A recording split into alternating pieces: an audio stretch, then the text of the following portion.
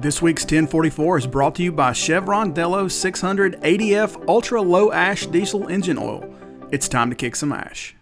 What are the cybersecurity threats facing the trucking industry, and how are those threats being handled?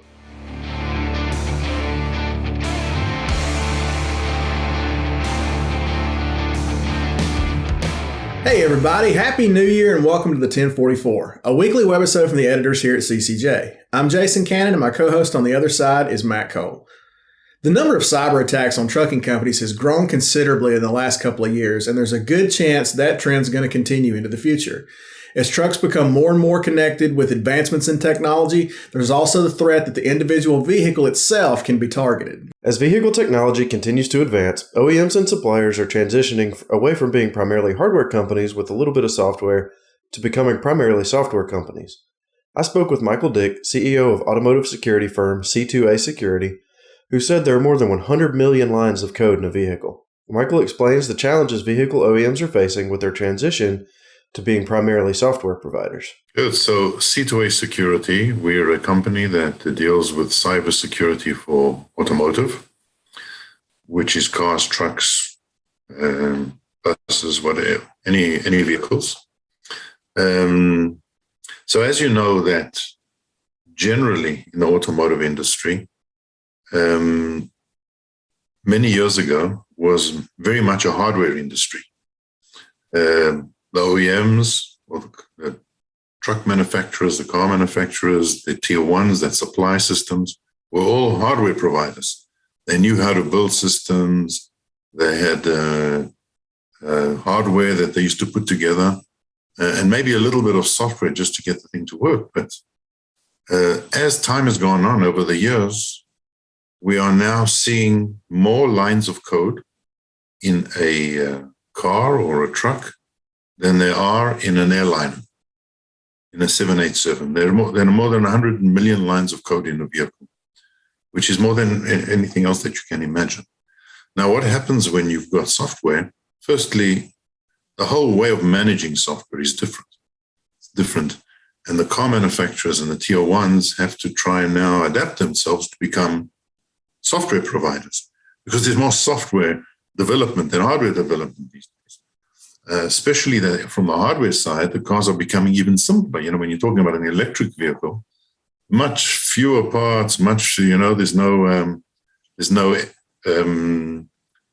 petrol or diesel engines anymore, and all the carburetors and cooling and gears and all the things that you used to have to worry about in the whole in traditional automotive industry.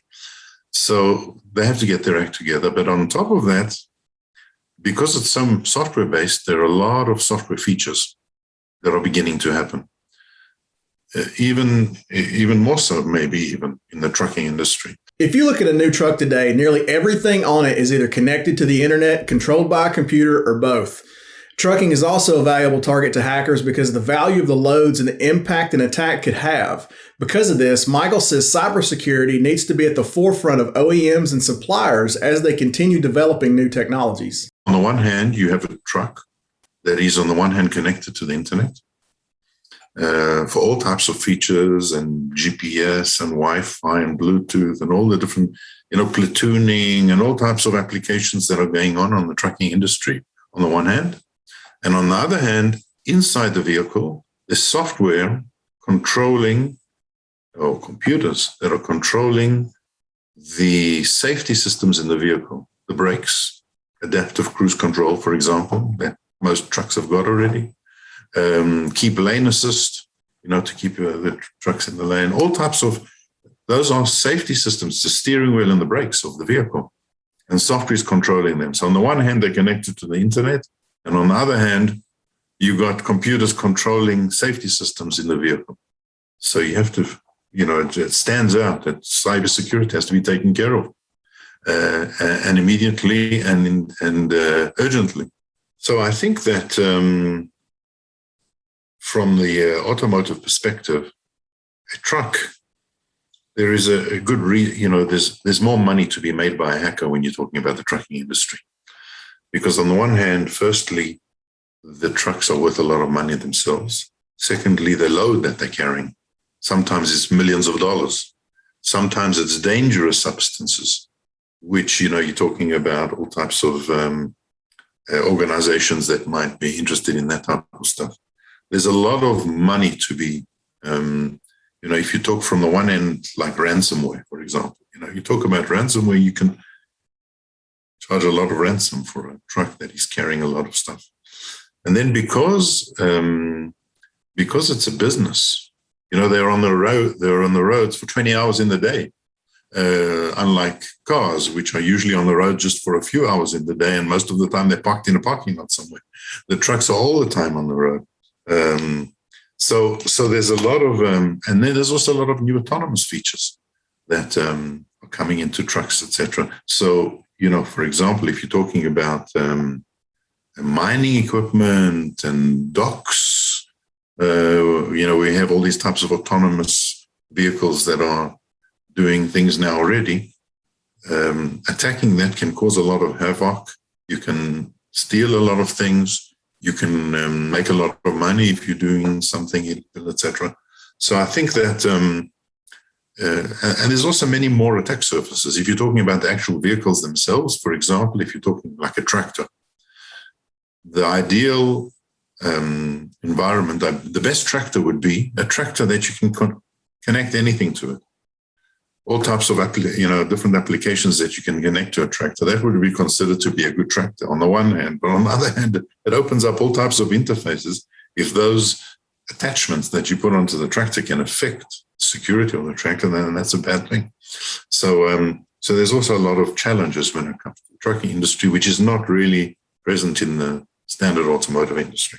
Just like a ransomware attack on a company's IT infrastructure that effectively locks a company out of its computer systems until a ransom is paid, hackers can do similar attacks on trucks on the road that shuts a truck down until a ransom is paid. As more autonomous technology is introduced in the industry, it can also be attacked and used for nefarious purposes, Michael says. But before we hear more from Michael, let's hear from 1044 sponsor, Chevron Lubricants. Protecting your diesel engine and its after-treatment system has traditionally been a double-edged sword. The same engine oil that is so essential to protecting your engine's internal parts is also responsible for 90% of the ash that is clogging up your DPF and upping your fuel and maintenance costs. Outdated industry thinking still sees a trade-off between engine and emission system protection, and Chevron was tired of it. So they spent a decade of R&D developing a no-compromise formulation. Chevron Lubricants developed a new ultra-low ash diesel engine oil that is specifically designed to combat DPF ash clogging. Delo 600 ADF with OmniMax technology cuts sulfate ash by a whopping 60%, which reduces the rate of DPF clogging and extends DPF service life by 2.5 times. And just think what you can do with all the MPGs you're going to add from cutting your number of regens. But Delo 600 ADF isn't just about after-treatment. It provides complete protection, extending drain intervals by preventing oil breakdown. Before you had to choose between protecting your engine or your after-treatment system, and now you don't. 600 ADF from Delo with OmniMax technology, it's time to kick some ash. There's a big range of different types of attacks that could happen, and depends who does them. From ransomware on the truck itself, for example, driver getting into his truck, trying to start it, and it says, well, the software in the truck has been disabled, and the truck won't work until you pay ransom. So that's not really a fleet attack, but an attack on specific driver. You could do it on the whole fleet, in fact. So, from that end, there's ways of trying to make money. In other words, getting the semi-autonomous type of vehicles to go to their own place. You could put them out of action. So if you wanted to really cause a lot of financial damage to a particular fleet and put them out of action, that would really cause them a lot of damage.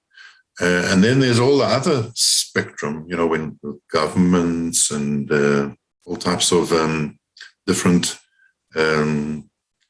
bad bodies that are trying to even make people lose their lives, maybe, or things like that, zero-day type attacks, etc., which for a truck can be dangerous. Unfortunately, Michael says with cybersecurity, there's no one thing that will solve all the problems. Different types of attacks require different solutions. Michael mentions regulations from the United Nations Economic Commission for Europe, or UNECE, and the International Organization for Standardization, ISO, aimed at addressing cybersecurity in vehicles. There's multiple attack surfaces, and the way that it is with cybersecurity, there is no one silver bullet that will solve all problems. Every attack surface needs to be studied and work out how to do that. And that's one of the main reasons, I think, that we're seeing the industry going into starting off from threat analysis and risk assessment. In other words, they're trying to see, okay, what are the risks? Where are the risks? What are the requirements that I need to be able to secure my system, etc. And then based on that, to know what they need to do to try and mitigate those risks, and then try and implement it. And it's not only, it's not a nice to have anymore. It used to be a nice to have, but now it's becoming compulsory. There's no choice anymore. With the UNECE WP29 and ISO 21434, which are now at least in the UNECE countries, becoming compulsory from next year. But it really means that it's going to be compulsory in the whole world, because any truck manufacturer, doesn't matter where they're based, want to sell into the EU and they want to sell into the UNECE countries, and therefore they're going to have to be compliant. So they have to prove, the legislation is talking about WP29. So they have to show how they're running a cybersecurity management system, how they're compliant with the threat analysis and risk assessment according to ISO, how they got an over-the-air download capability, what they're doing with regard to vulnerability tracking, etc. So we provide the solutions that they'll need to be able to do that, from threat analysis and risk assessment, which I think the truck companies are taking seriously and are doing that. And we have a good way for them to do that and become compliant, fully compliant with the UNECE and ISO. And then to see how they can mitigate these risks by having in-vehicle cybersecurity solutions, which includes networks, in trucks as well, the original CAN bus network with some specific for the truck. For commercial vehicles, there's a special format for CAN bus. But there's not only CAN bus, there's now more and more Ethernet in trucks as well. And therefore you do have to have network protection. And network protection is all types of stuff like firewalls and IDPS, intrusion detection and prevention systems, etc., which are important. There is what we call endpoint protection. Endpoint protections, there are multiple. In a truck, there's more than 50 computers. And in an advanced truck, maybe 100 or more than 100 computers sometimes. And they all potentially, if some hacker would have a way of running malicious code on any of those computers, he could, that's a big risk. So we have a methodology where we can harden or protect the software running on those ECUs or computers to make sure that if malicious code is run, or illegal code or illegal flows of the code, we will mitigate it in real time and stop it. So that's another type of mitigation. Michael says the cycle of software development hinders OEMs when it comes to keeping cybersecurity vulnerabilities out of equipment.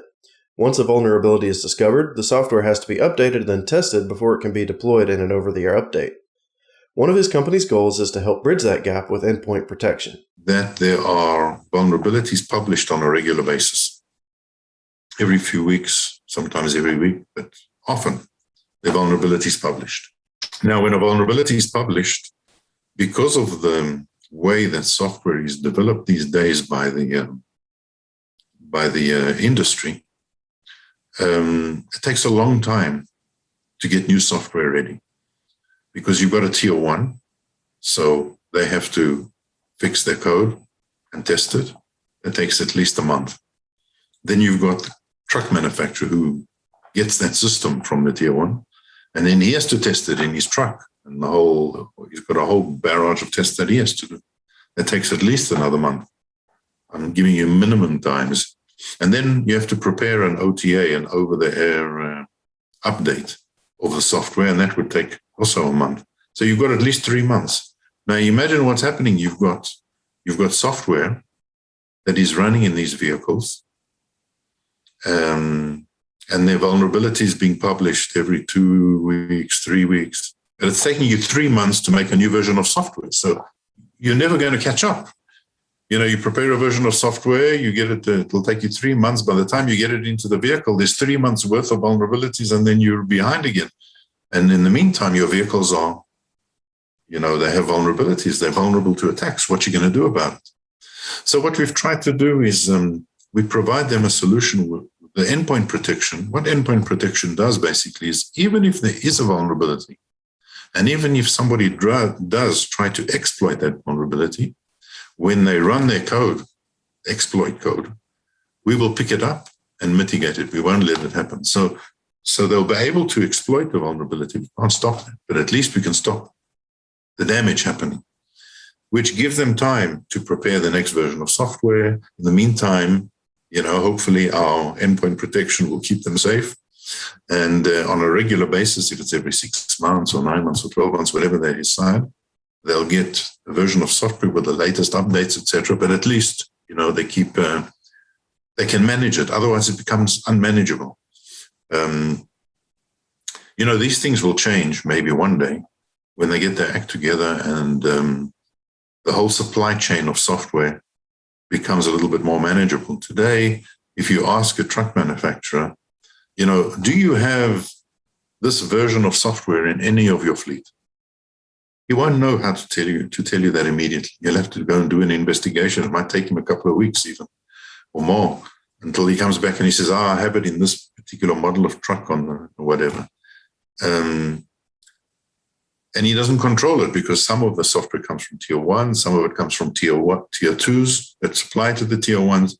The whole supply chain is very complicated when it comes to automotive. So I know that there's moves by the OEMs to become independent software. I mean, Tesla's done that with their cars. They own the software in the vehicle, and they have control of that software in the vehicle. And therefore, they'll be able to do updates on a weekly basis to the vehicles, because they control all the code. They're the ones that are suffering less today because of the chip shortages. Because if one chip is not available, they can port their software to another chip they can try and use in their vehicles in a few weeks. The rest of the ecosystem, the truck and car manufacturers aren't in that position to be able to do that. And we're starting to see blossoms of that happening in the market. I mean, I saw recently Mercedes announced that they are hiring 3,000 engineers to start Mercedes-Benz operating system, MB.OS. So that's probably a step in that direction to get control of the software in the vehicle. Once you've got control of the software, it becomes easier to do cyber and to do it quickly and to manage it. But it's a strange thing today. You will find that, as we mentioned in the beginning of the call, there are 100 million lines of code, and there's no mechanism to keep that code updated on an ongoing basis for the 10 or 15 or 20 years, or however long that truck is on the road. We want to make sure that it's kept on being updated. And there's no mechanism in place. I mean, it's in place today for your mobile phone or your laptop. You'll get updates on a regular basis and patches and security updates, but it doesn't exist for your truck, which doesn't make sense. The role of cybersecurity in trucks will grow even more as we move toward more autonomous features in the future. Well, certainly cybersecurity will become even more important, because there's, as you say, there's no driver in the vehicle. And if you want to ship really expensive goods, or maybe dangerous goods, from place to place in an autonomous truck, I think you're going to think twice where if you know that that vehicle is not secure, because, once it's an autonomous truck and somebody can get control of it, who knows where your stuff will land up, or what will happen to it. So I think that cybersecurity is going to become, for some reason, mankind puts money ahead of lives sometimes. When it comes to their own life, they'll get into an autonomous robotaxi or whatever it is, and they won't think twice about it. But when it comes to millions of dollars of equipment or dangerous stuff, then they start thinking about it. It doesn't really make sense, but that's just the way that people are. So they're going to have to. That's going to become even more important for them. And we're seeing already, as cars become more autonomous, the cybersecurity aspects are floating up and becoming more important as well. Just like there are safety ratings on vehicles that people can view before deciding to make a purchase, Michael says there is also talk about a cybersecurity rating coming in the future that lets people know how secure a vehicle is before purchasing.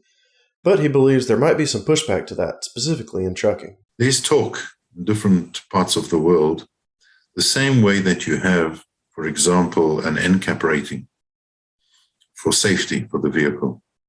How many airbags and what was the impact results, and you get 5 stars or ratings, 5-star rating or a 4-star, whatever. And people will look at that. When you go buy yourself a new car, many people will look and see how safe is it. And it will be one of the factors that they consider choosing one car over another car. So there's beginnings of organizations looking at that and saying, should we do the same thing for cybersecurity? In other words, give a rating. This car is well cybersecured or not well cybersecured. I don't think the OEMs are particularly interested. They wouldn't like to cooperate because, why open up a can of worms type of thing? Let dead dogs fly. I don't know what the exact expression is, but they don't want to, it's not in their interest to do this type of stuff. Have another reason to compete with each other. But for the consumers, I think it is an important thing that they should know. Especially the more autonomous you get, the more important it'll be for the consumer. But I don't know if it'll happen or not. I know, for example, that in the trucking industry, they would be probably against it because it just costs them more money. Anything you want to add, doesn't matter if it's features or cybersecurity or anything, there's a certain cost to it. And they wouldn't want to add costs, so they would be against it. Although, I think that certainly from our perspective, one of our main goals is to be cost effective. In other words, to allow them to be able to, we don't add hardware, we don't add to the bill of materials. We try and work with the infrastructure that is available to the truck manufacturer without having to add additional cost to his vehicle. And because of all the legislation, etc., maybe even saving money. But we would need to convince the trucking industry that that's true and that they should take this up. While the software to protect vehicles from cybersecurity is all handled at the OEM level, there are still some things fleets can do to protect themselves from attack. So there's two maybe areas to look at. The one area is how do the fleet owners protect themselves from their employees? Because if you're an employee and you've got access to all types of systems, IT systems, plus maybe fleet management systems, etc. How do you stop a disgruntled employee from doing harm to the fleet, etc.? So that's one side to look at. And the other side to look at is phishing attacks and all types of other types of cyber attacks. How do you train the employees to pick it up and know what to do and not fall into any of these traps, etc. So the second one, I think, is becoming more and more relevant in the IT industry, not only for automotive industry. And the companies that are actually now training their employees with regard to cybersecurity and what they should look out for, and how they should password changing, and making sure that everything's protected, and protecting the disks of the laptops. Maybe not running email on your mobile phone. All types of security implementations that more and more companies are actually getting into, because we're seeing these cybersecurity attacks happening all the time between countries. You see it happening all the time. It's in the news. I mean, even today on the news, there's something in Iran, some cyber attack that was reported. So it becomes, so I think that the world has come to, and they're actually waking up to this. There's a lot of training going on, etc. That's it for this week's 1044. You can read more on ccjdigital.com, and as always, you can find the 1044 each week on CCJ's YouTube channel. And if you've got questions, comments, criticisms, or feedback, please hit us up at 1044trucking@gmail.com or give us a call, 404-491-1380. Until next week, everybody stay safe.